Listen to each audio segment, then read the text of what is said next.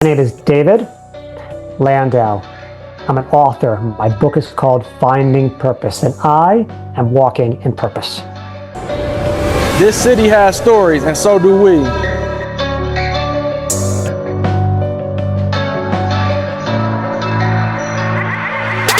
It's not just a podcast, it's a movement. Real stories, real people, real purpose, real purpose. Fill up a seat, get comfortable, let's talk purpose, pain, growth, and everything in between.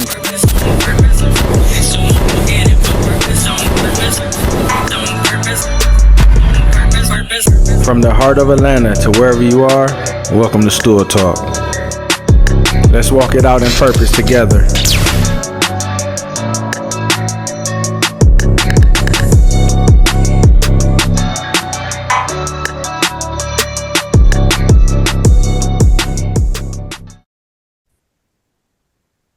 So today with us on Stool Talk, we're honored to have a special guest. Today, I'm excited to sit down with a talented author who's stepping into a new chapter. Literally, this upcoming book is full of purpose, passion, and powerful storytelling. We will dive into his journey, his inspiration, and what you can expect. Today, we have with us the one, the only, Mr. David Landau. How you doing today? I'm doing great. Thank you very much for having me. I'm flattered to be here. Yeah. So how did you get started being an author? Was it something that you thought about when you were younger? Is it something that you just fell into? Did you like to write?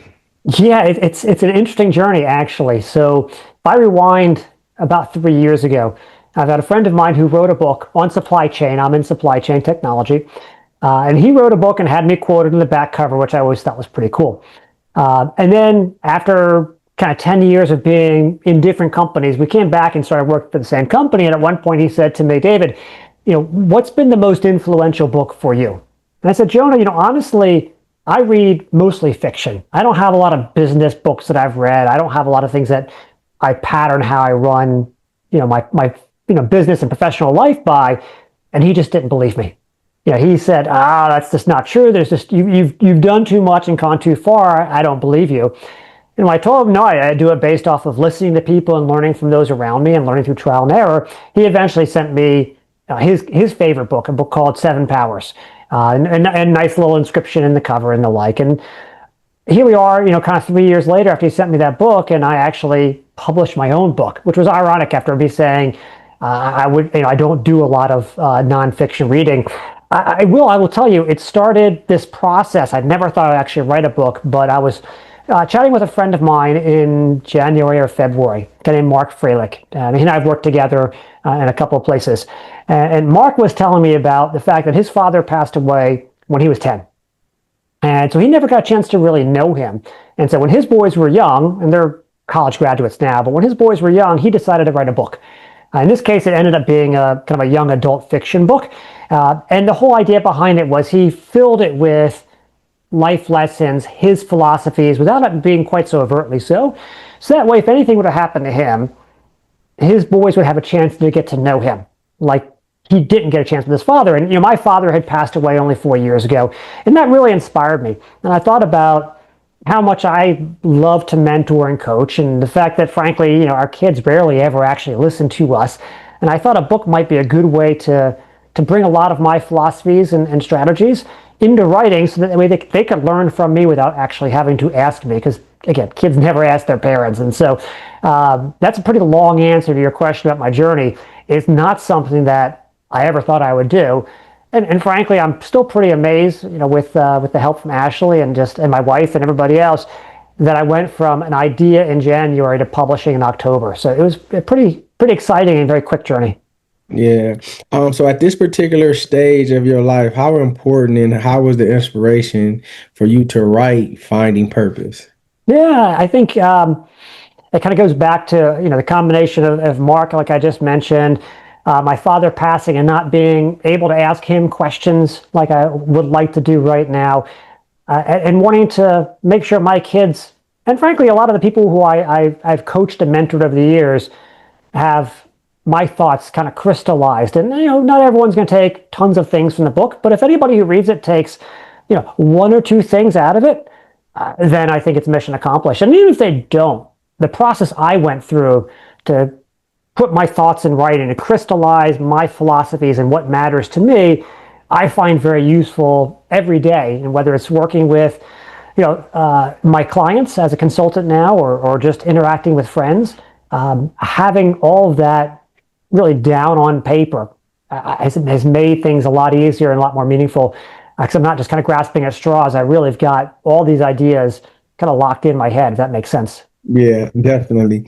In the introduction, you mentioned moving from being the source to the resource. How did this transition shape the book? Yeah, it's funny. I've got a really good friend of mine, Steve Dempsey, who first talked to me about this. Steve had two kids, or has two kids from a previous marriage, who are about 10 years older than our kids. He's got two kids the same age as mine, plus the two older kids. So he's kind of gone through this, and he's been a bit of a coach for me over the years of how to deal with the different phases of parenthood. And he was the one who told me that quote. He said, David, when your kids are, in the house, you're the source, right? You are the boss. They have to follow your rules. They have to follow your guidelines. But once they go off to college, you can't do that. You can't be a helicopter parent. You can't be tracking them on Life 360. You've got to basically be there for them if and when they come to you. And that was a hard transition, right? That was one where I was in their lives on a day-to-day basis, to suddenly they're doing whatever they're going to do, and you have to trust that the lessons that we instilled over the previous 18 years were learned. Otherwise, they're going to learn them, they're in their own way over time. And so that was important, because that, along with my professional life, going through this transition of being part of a corporate ladder to really being my own boss and being just an independent consultant, both happened at the same time. And that was kind of the origins of the idea of finding purpose, because when you are the source, your family is one of your major active purposes. When you become the resource, they're still your purpose, but they're your purpose at their convenience, at a time and place that matters for them, and you can't be as involved. And so it definitely opened up my eyes to, okay, what comes next? Because now that I'm a resource, this can't be the central portion of my life. Yeah. How did your father's influence and legacy impact your views on purpose and leadership? Yeah, that's a good question. My father was a very interesting man, and I'm very grateful for everything he taught me and brought me. On one hand, he was the president of a company. He was very successful. He traveled a lot, right? I remember him traveling overseas quite a bit and going back and forth to offices in Pennsylvania and Michigan. So on one hand, he was a president and he traveled. On the other hand, I can't think of times when he wasn't there. When I was playing sports, he was there.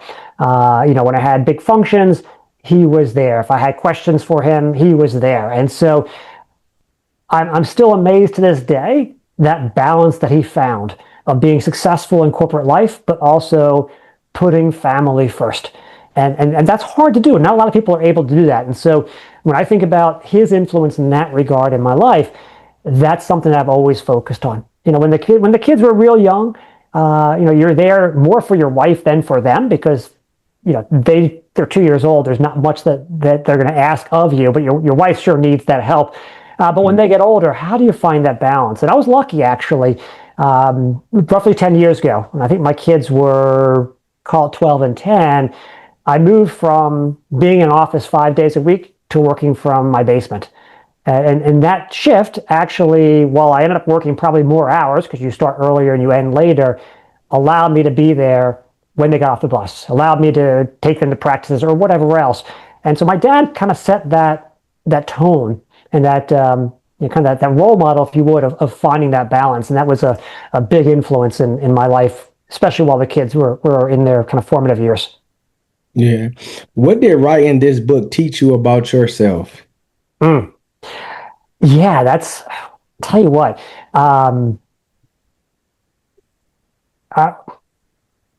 it taught me that there's still a lot I don't know. And there's still a lot that I feel like I'm old enough. I'm 52 years old, right? I feel like I'm old enough to know better, but I'm young enough to still be able to do. And my biggest question right now, and it kind of goes back to this finding purpose point, is what am I young enough to still do in terms of what do I want to do? Is it going back into corporate life? Is it going and traveling while I'm young enough to, whether it's hike or be active as a traveler? And I still don't exactly know. Kind of going through that book and writing that process helped me get my head around this is the central question for my next 10 or 20, hopefully 10 or 20 years, but I still don't know what that answer is.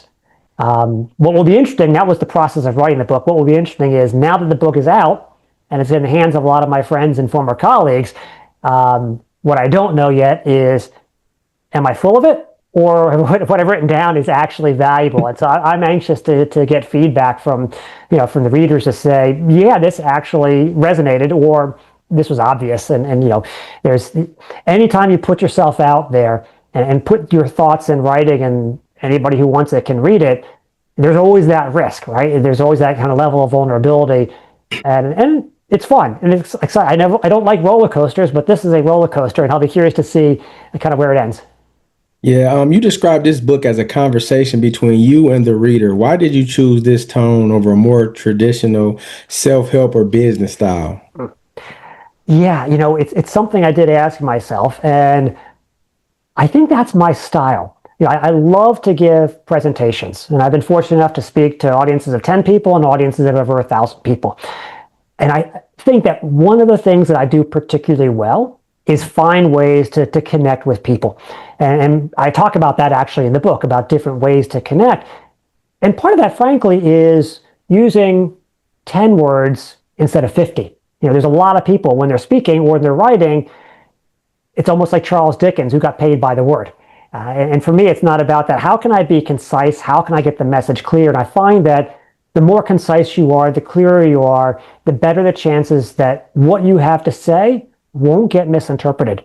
And so my writing style over the years has always been, I'm in my head when I'm typing it, I'm having a conversation. I'm really writing my speech more so than I am actually writing a book. And so for me, that was natural. And if I were to go and try to make this a 250-page book instead of a 110-page book with a lot more depth and a lot more, verbosity, I don't think it would be me.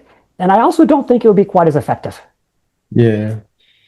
You talk about how purpose evolves as we age. How has your definition of purpose changed from your 20s to now? Yeah, it's really different. When I was in my 20s, when I came out, I was ambitious. I wanted to move up the corporate ladder. Title mattered to me. Compensation and salary level mattered to me. And that was the central focus. I worked hard. I mean, I was working 6 days a week. I was traveling. I was, busting my tail to be successful.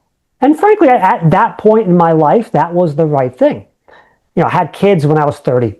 And that starts the change of your purpose. That starts, making your purpose from single-threaded of a corporation and a corporate and professional life to dual-threaded of business and family.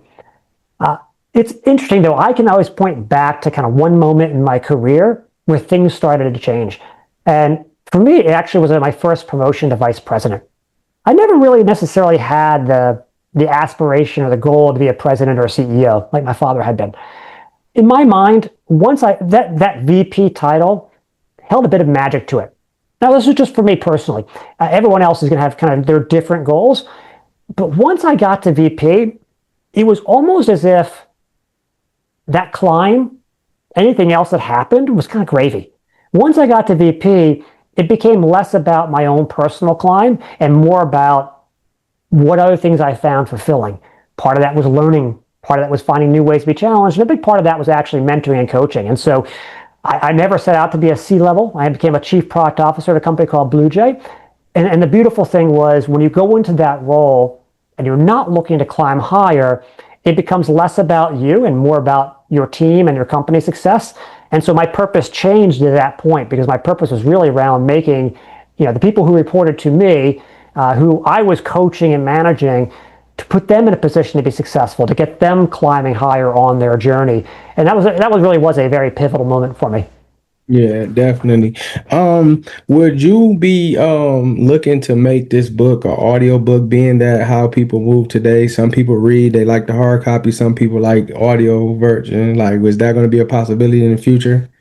You know what? Until you asked me just now, I really never thought about that. But given your previous question around the conversational tone, it probably lends itself well to doing something like that. And then, you know, we'll see if I get positive feedback from the people who read the book. That's wonderful. Then maybe I'll go down that path. But otherwise, you know, maybe it's not necessary. I would say that when I set out to write this book, it was about as much for me and kind of for my immediate family and closest friends. I never set out to have this be a moneymaker or to sell 5,000 or more copies of this. Yeah, of course, I'm watching Amazon to see how many sell because we can't help it. That's, you know, that's human nature. But that's not how I define success. So I don't know if putting it into an audiobook will really matter because it is a pretty short book. You know, I think you can read it in a couple hours. But, you know, if surprisingly this goes beyond just people who know me and people who don't know me are reading this, and there is that demand, I think it would lend itself well to that medium. Yeah. And in this book, it reflects a lot on transition, career shifts, parenting, losses. What advice would you give someone who feels in between a season of life? Mm, yeah. Ooh, if I had a good answer to that, I'd probably be a counselor, not a consultant. um, Look, I think at the end of the day, you've got to figure out what matters to you. And we talk a bit about legacy and what your legacy is going to be. And if you're in that transition, so let's say your kids are out of the house and they're off, you know, kind of building themselves as adults and defining, you know, their own path, your legacy with that is kind of cemented, right? You're going to still be there for them. But you can't do more than that. So the question becomes, what is the rest of that legacy? You know, maybe once you become a grandparent, that becomes a big part of it as well. But what else drives you? And this is one thing that I'm still trying to figure out, which is if I get to the point where I have a lot more free time, let's say I'm either retired or I'm in between, you know, jobs for a few months, I personally don't have that hobby that would keep me busy 30 to 40 hours. And when I say hobby, it could be, you know, being involved with a charity and volunteering time, or it could be, you know, renovating houses or, you know, repairing cars and, you know, those types of activities. I'm still struggling to find mine. And I've got a friend of mine who's just announced his retirement. He's going to build furniture and give that a go and see, you know, can he keep himself busy and entertained and satisfied with that? And so I think that as you're going through this transition, take that time to figure out really what is it that really makes you happy. And when you think about happiness, how do you define happiness? You know, is it your own personal satisfaction? Is it contributing to people around you and their happiness? Or is it making more money, but just doing something that's fun, like, you know, building and selling furniture? Yeah. And a lot of times people go through different things. People have situations, people have things that they go through. You write about learning from wins and stumbles. What setbacks in your life taught you the most, and how can people apply that to their life if they're dealing with trauma, if they're dealing with setbacks or stumbles? How can they allow that along with the wins that they have to be used in their life? Yeah. You know, look, I will tell you, I've been fortunate. While I've certainly had setbacks. I've never had catastrophic ones. And, you know, some people have catastrophic ones. Their house burns down, or, you know, massive illness or things like that. And I've been very blessed not to have that. You know, so in the grand scheme of things, my setbacks have been relatively minor. You know, I look back. So my first job actually was not in supply chain technology. You know, I've been in supply chain technology for about 30 years. My first job coming out of college was with a consulting firm. Had nothing to do with supply chain. Within 4 months, I knew it was not a good fit for me. What I didn't realize as a, frankly, cocky 22-year-old, they also decided I wasn't a fit for them. And so 6 months into it, we had a frank conversation and had a kind of I'll call it a mutual parting of the ways.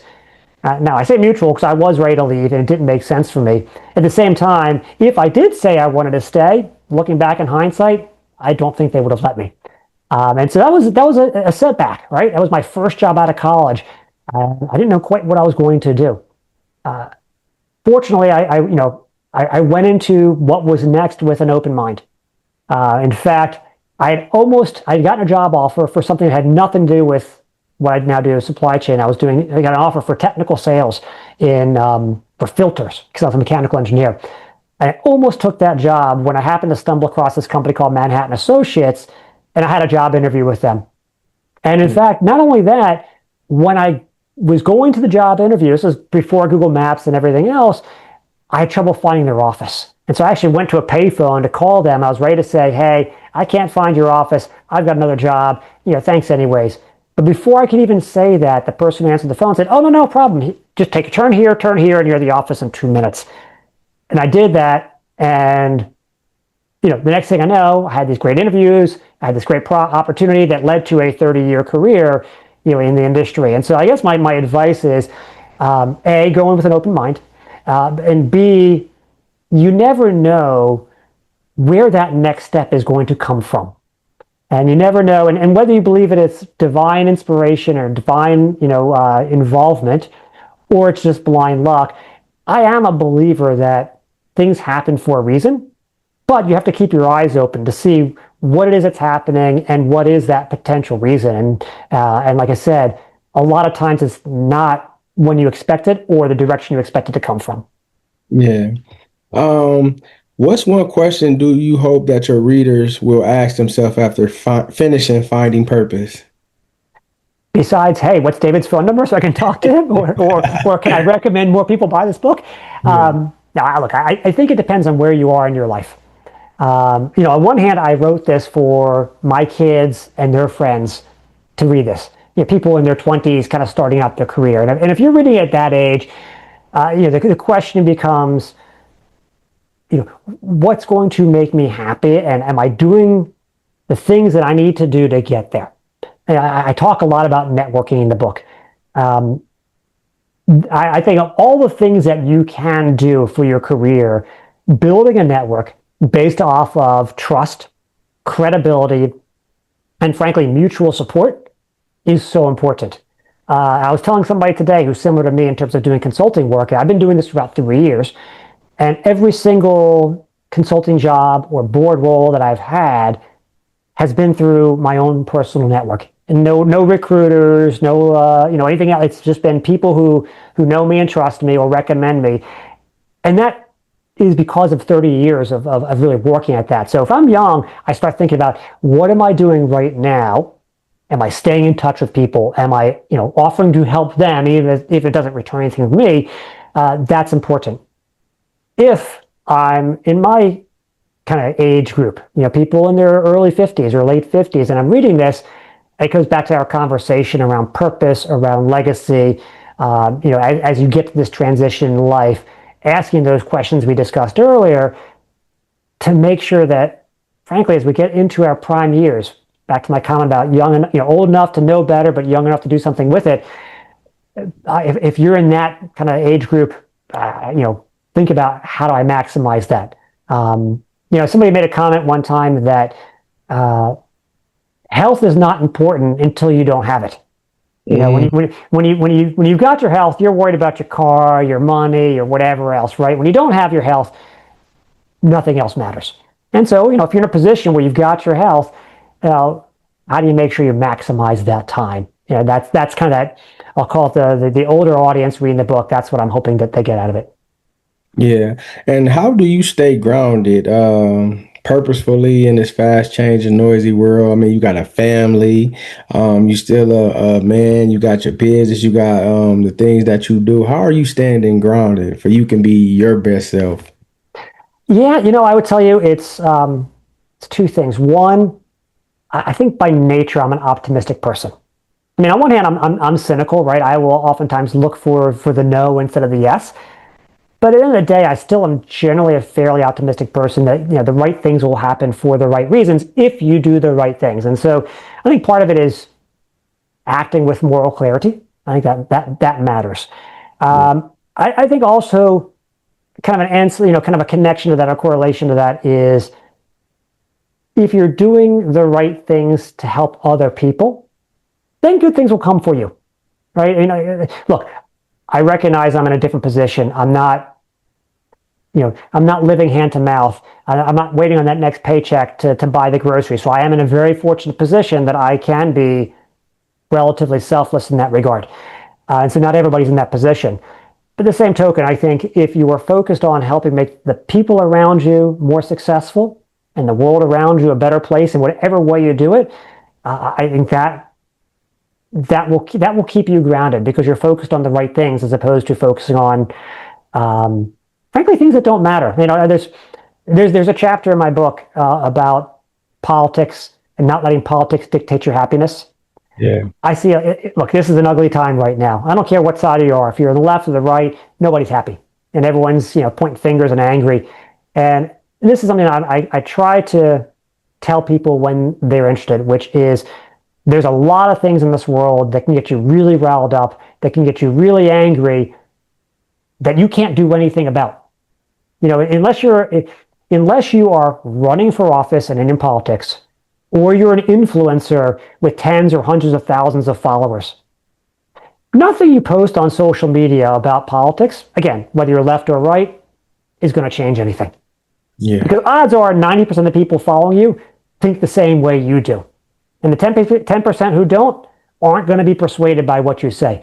So I see a lot of people get themselves really stressed out about things that aren't going to affect their lives pretty much on a daily basis, and they're not going to impact simply by going out there with a sign and protesting in an area where everyone else in the whole community already agrees with you, or going out on social media and posting that. So don't let that stuff dictate your happiness. Let the things around you that you can impact and impact you really define your happiness.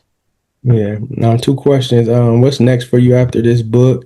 And was a last chance for you to speak to your readers? What words of encouragement would you leave with them? Yeah. Whew. I wish I knew exactly what was next. I continue to be very involved in supply chain technology. I'm in a fortunate position where I get to work with really good people doing innovative things and helping them learn from what I've done. And that's a lot of fun. Ironically, a lot of what I'm doing right now is with European companies, which is kind of cool. So I love the fact that I'm working with Bulgarians and the Dutch and English and French and Germans and Spanish, because every one of the different countries, much like different regions in the US, they're different cultures, different ways of interacting. And to me, that's a big part of learning. So I'm enjoying that. So I expect that to be going on for a while longer. In terms of the last question or comment for my audience, I would ultimately just say, this sounds cliche, but be yourself, you be you, figure out what it is that you do that makes you special, that you do that makes the people around you happy and fulfilled and satisfied. And I think if you find those things, and you find the things that you do that other people will appreciate, and ideally other people will pay for, depending on the line of work you're in, I think you're going to find that happiness. But at the same token, I think we also have to recognize that. I'll finish with a quote from my former boss and colleague and friend, a guy named Mark Nix, and he said, "This was as in a startup company, but I think it applies to life, right? It's a roller coaster. Life is a roller coaster. You can't let the highs get you too high, and you can't let the lows get you too low. You got to try to stay as even keeled as possible. Otherwise, you're just going to get way too stressed out or way too excited and then way too disappointed. So, again, don't let the highs don't let the highs get you too high. Don't let the lows get you too low." Definitely. Well, we thank you. We're spotlighting you today for this book, your journey. We pray that God just give you favor with this book, that everybody who's supposed to read this book will read it and they will get something out of it. And we pray that God just continues to carry you as you network, surround you and protect you. And may He download things and visions and things to write down so you can continue to be a blessing to people's lives. And may this book do the same thing as well. Amen, Dan Juan. Thank you very much for the time. I appreciate it. Yeah. Ladies and gentlemen, the one, the only, Mr. David Landau. Fantastic.